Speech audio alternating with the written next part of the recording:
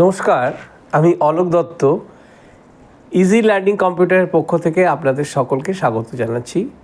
আমরা এখন যে সিস্টেমটা ক্লাসে শুরু করেছি সেই সিস্টেম নিয়ে আপনাদের একটুখানি দেখাতে চাই এবং এটার ইলাবোরেটেড কীভাবে হচ্ছে সেটা কিভাবে আসছে দেখা যাক কী করছি আমরা। আজ আমরা পাইথনের কিছু এক্সাম্পল সলভ দেখাচ্ছি।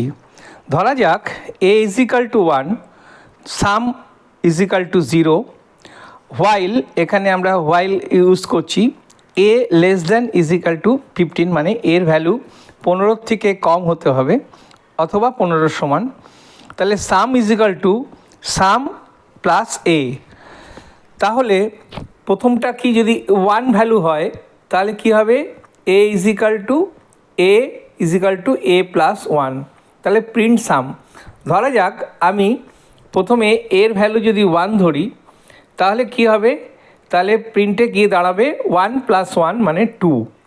এর ভ্যালু যদি 5 ধরি তাহলে কত হবে, a প্লাস 1 মানে 5 প্লাস 1 মানে 6। এইভাবে প্রোগ্রামটা রান করবে যতক্ষণ না 15 সংখ্যাটা পর্যন্ত আসছে। তাহলে মানে বোঝা গেল যে কত ইজিভাবে আমরা পাইথনের কমান্ড ব্যবহার করে একটা কাজ করতে পারি। আর একটা এক্সাম্পল দেওয়া যাক। মনে করি আমি যে এখানে ফ্লাওয়ার একটা প্রিন্ট আউট নিতে যাচ্ছি যে কী কী ফ্লাওয়ার আছে, ইজিক্যাল টু ওই থার্ড ব্র্যাকেট দিয়ে কমা ইনভার্টেড কমা সানফ্লাওয়ার, রোজ, জেসমিন।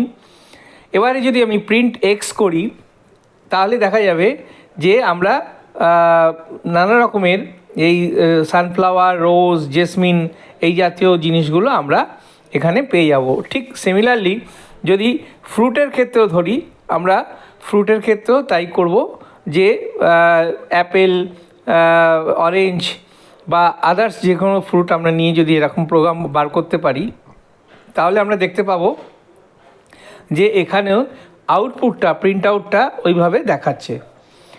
তো এই ছোট ছোট এক্সাম্পলগুলো দিয়ে আমরা খুব সুন্দরভাবে এই পাইথনের যে প্রোগ্রামগুলো রান করাতে পারি তার একটা এক্সাম্পল আমি এখানে তুলে ধরলাম। তো আরেকটা এক্সাম্পল দিচ্ছি। মনে করি i is equal to 2, while true কমান্ডটা আমরা নিচ্ছি।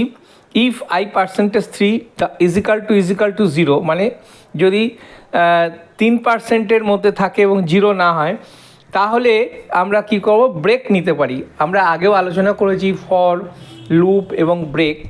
এবং প্রিন্ট আই করলে তাহলে আইর ভ্যালুটা হচ্ছে i plus is equal to 2।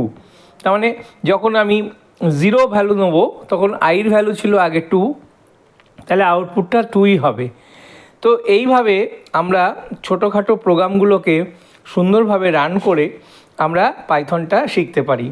তো আমি আপনাদেরকে যেটা বলবো যে আপনারা কিন্তু আগে পাইথনটাকে ডাউনলোড করে নেবেন যে কোনো ব্রাউজার থেকে, গুগল বলুন, মজিলা বলুন বা যে কোনো এখন যে সমস্ত নতুন নতুন অনেক ব্রাউজারও বেরিয়ে গেছে, তো সেইগুলো থেকে ডাউনলোড করে তবে এই কাজগুলো করবেন।